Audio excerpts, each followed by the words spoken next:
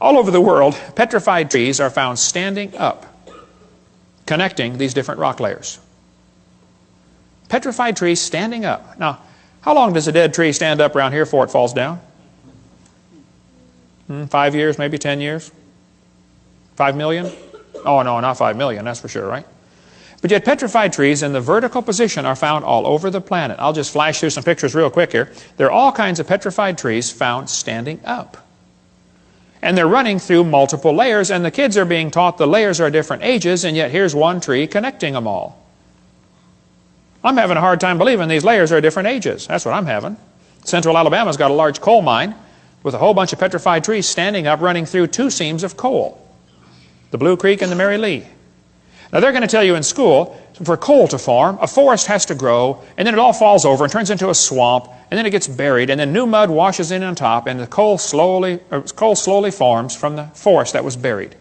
And then thousands of years later, another forest grows on top, and a whole new layer of coal formed. So if you find 2 layers of coal, oh, that took thousands of years. That's what they'll tell you in school. That's simply baloney. We'll cover more on coal formation on video 6, but if you look at the samples of trees found in this coal mine, you look at sample A, B, C, D, E, F, G, I mean, any freshman law student could tell you, hey folks, I think I can prove these 2 coal formations formed at the same time, very quickly.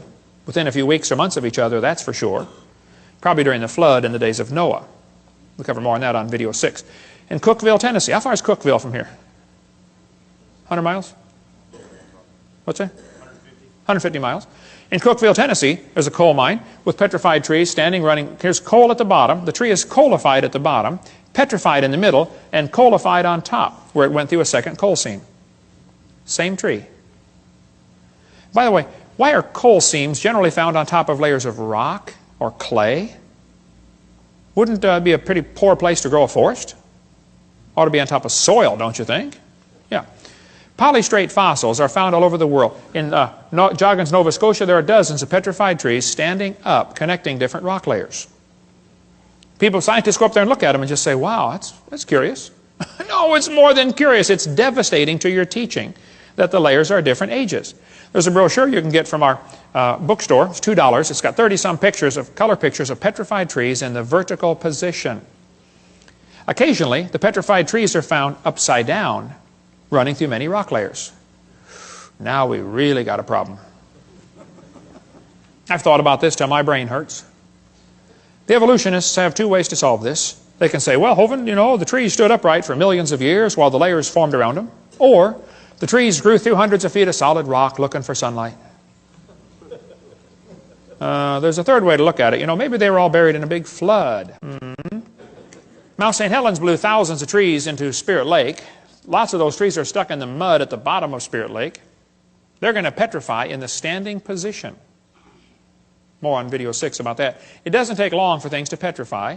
Here's petrified firewood. The guy chopped on it before it turned to stone.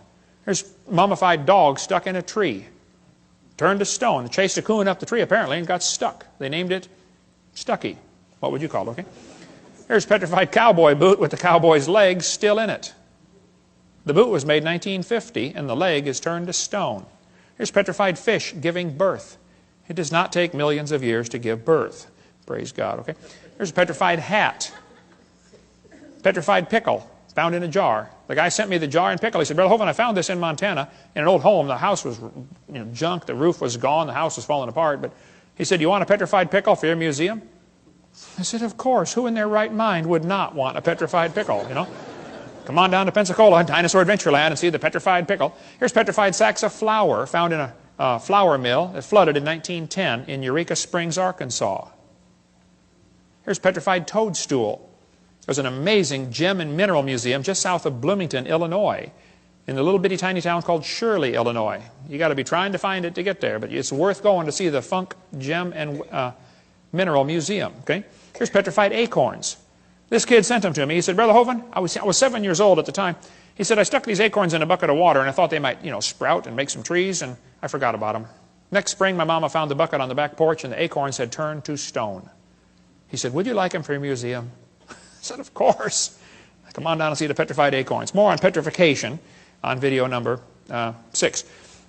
So kids, when they tell you the layers are different ages, you tell them Kent Hovind said they're confused or they're lying. It is not correct. Those layers all formed, nearly all of them, at the time of Noah's flood.